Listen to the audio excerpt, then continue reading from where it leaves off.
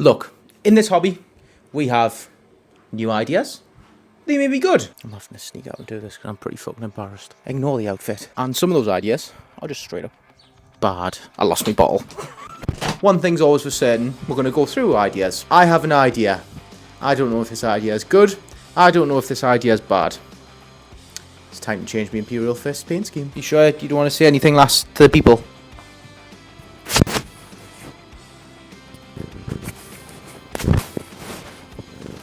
Very, very professional camera work there. Yeah, Down's all you need to see. Everyone knows best actors in the world. They act from there down. Don't need to see eyes. My name's Jojo Fist. Welcome in. Grab a cuppa, whatever you like to drink, and let's chat Warhammer. A fresh idea. We are all plagued with them in this hobby. It is part of the reason we sort of love this hobby. And I'm hoping this one turns out to be a good one. I played Imperial Fist since the start of 10th edition. Around about the end of 9th, I started listening to the War of the Beast, and then the 10th edition starter box was announced, and I knew what I was going to be doing with it, and that would be Imperial Fist. That was sort of when I was first starting to get back in the hobby, was end of 9th, start of 10th, and my ability wasn't great to paint, obviously. I was still just getting back into it. Since then, I've vastly improved my painting ability, and this has led to me wanting to do a new Imperial Fist paint scheme to improve on my old models. Before we quickly get into it, I do have a brand new light, brand new camera angle, and the B-roll's not great. I apologise. It will be better for the next video. And another thing, you will see at the end, my old scheme had a purple arm, purple right arm, and I have got rid of that. I don't need that anymore. It's gone. So let's get into it, and I'm going to walk you through every step I did. Just before I start, every single paint in this tutorial I did 2 thin coats with, unless if I specify differently, but that'll come up later on in the video. And also this miniature is very detailed. I thought it was going to be more of a fuck on than it was, but it is so detailed. I'm going to have a separate video about that at some point. As part of changing this scheme, we need to start by changing the base coat. I used to base coat in Wraithbone White, and now I'm going to be base coating in the Colour Forges Rogue Pink. Beautiful colour. Fell in love with it the first time I tried it with Death Guard.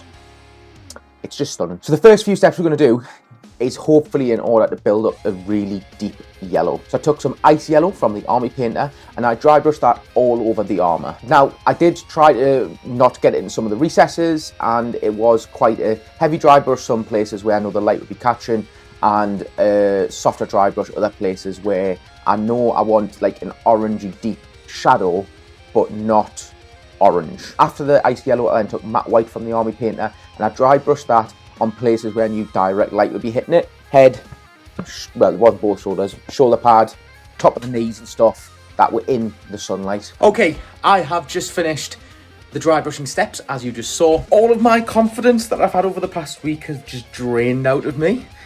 And I'm not going to get to airbrush it until tomorrow. Obviously, you'll see that in a second. But I'm shitting it, and we'll see how it turns out, eh? One of the final steps, not the final step, in order to get this beautiful yellow, was then to whip out my airbrush and use Imperial Fist through the airbrush. It's the Imperial Fist Citadel contrast paint. It's just such a nice yellow. Some people have said, don't use the contrast paint, use the acrylics. But I just love how gorgeous the yellow is. What I did then, I got my airbrush, sprayed it through. Where it hit the pink, it tinted it to orange. Where it hit the icy yellow, it went to sort of a deep yellow. And where it hit the white, it went over and created the Imperial Fist yellow. This was just a way of building a deep yellow without having to use washes or without having to use any form of reverse zenithal or anything. Hopefully making the scheme a little bit even quicker. But once these are all blended together, you should be able to see it doesn't look flat, the yellow. It looks like I've built up a deep yellow. I have now airbrushed the miniature. At this moment in time, I'm not very happy with it. That's a lie. I'm happy with some parts of it. Obviously, this is a skill I need to learn, but we're getting there. I think I need to see it all painted up, so I'll paint it up, weather it. Hope it turns out good. Now we have the foundation of the miniature done, it's time to paint all the seals, the under armour, whatever you want to call it, and I paint that with Citadel Contrast Black Legion. They are it's just such a beautiful black. It covers so nice. Yeah, I love Black Legion. It just covers so well. It's a deep black, even though that's not what contrast paints are meant to be, but it's just a gorgeous, gorgeous colour. And then I also painted any of the Tyranid carapace armour, the bits on the guy's shoulders, forearm, and the squished thing on his base. I painted all them over with Black Legion as well, ready for a special paint later on in the process. The next bit I tackled on that night of painting was the leather. At this point, I'm just trying to get all my base coats down. I based the leather bits with leather brown, by the Army Painter from the Fanatic range. Again, it's in the name, really nice leather colour. The one I had on hand, I'm going to use that. Oh, lights bright. End of day one of doing base coats. I have managed to get all of the black and all of the leather bits done. I am now preferring it. Now there's some base coats on there and I'm starting to see the yellow sort of take shape and not just seeing it as a big blob. Tomorrow I'm going to be continuing on with base coating, and then hopefully Friday-ish we'll get onto the weathering and finishing off the miniature.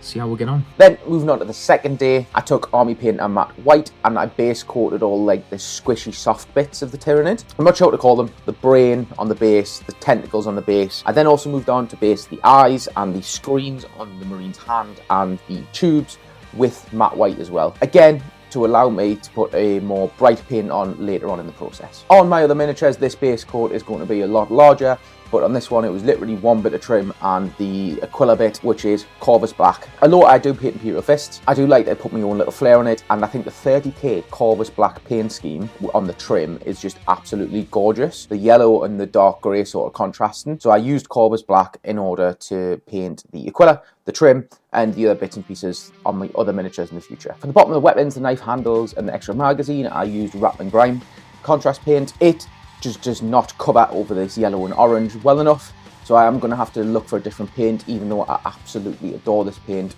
or add the extra step of base coating them with white or something like that, and then coming back in and doing that in the future. If anyone does know an acrylic paint that is matched, by the way, to Rattle and Grime, put it in the comments.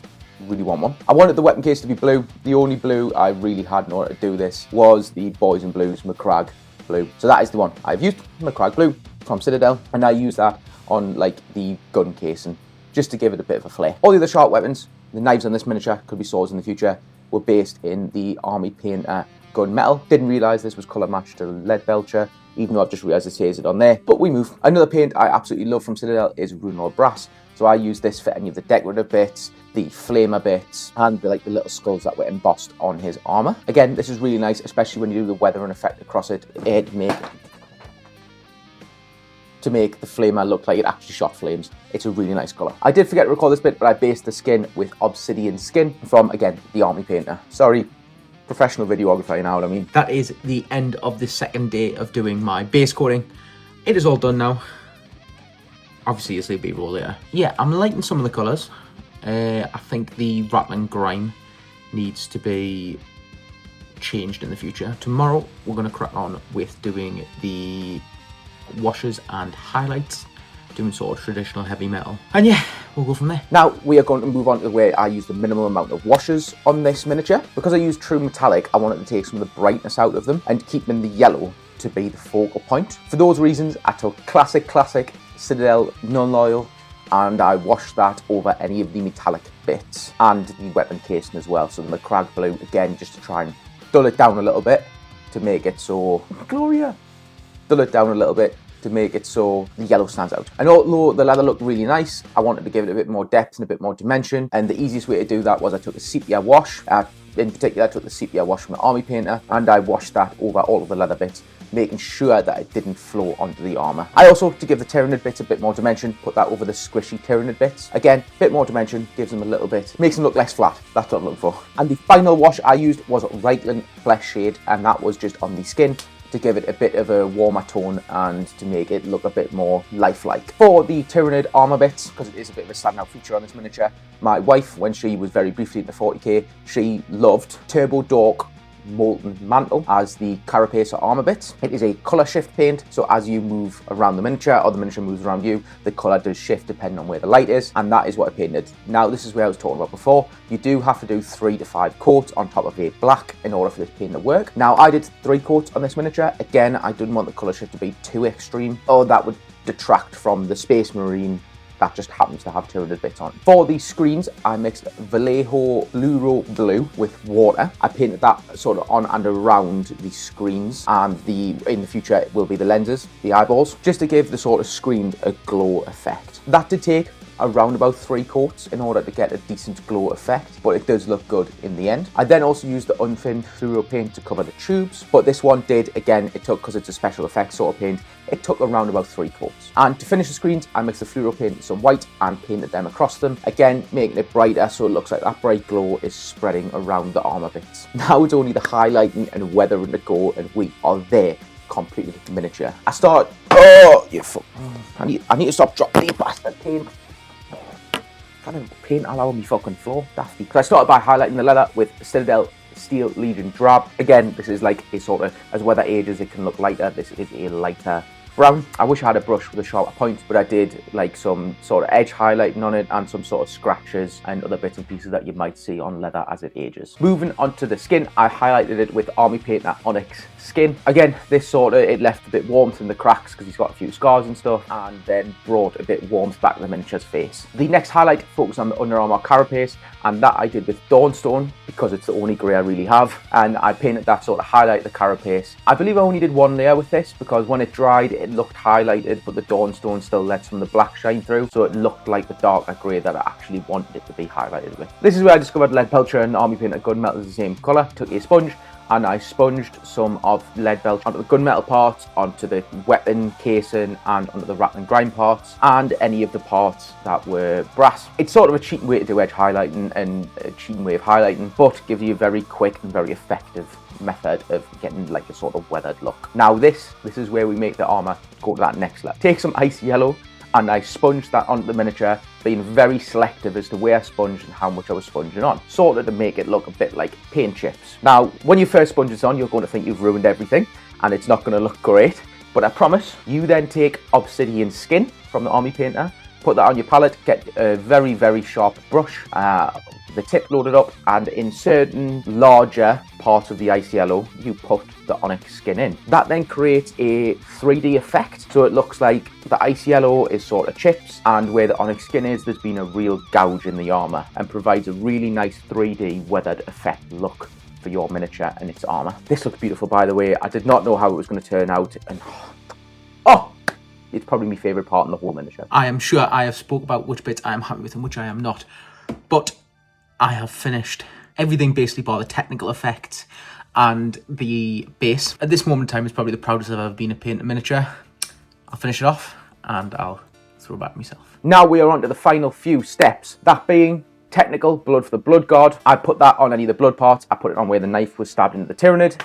Just painted it on in a couple of thin layers, same as always. I then based my Imperial Fist. I based in the same way as I based my Knight in the previous video, so you can go back and have a look at that if you'd like. I then sealed the miniature with 2 coats of Colour Forges matte varnish straight out of the can. 2 thin coats, 20 minutes to dry in between. Make sure the can's nice and warm. And here it is, my new Imperial Fist paint scheme. Let's continue to hobby together.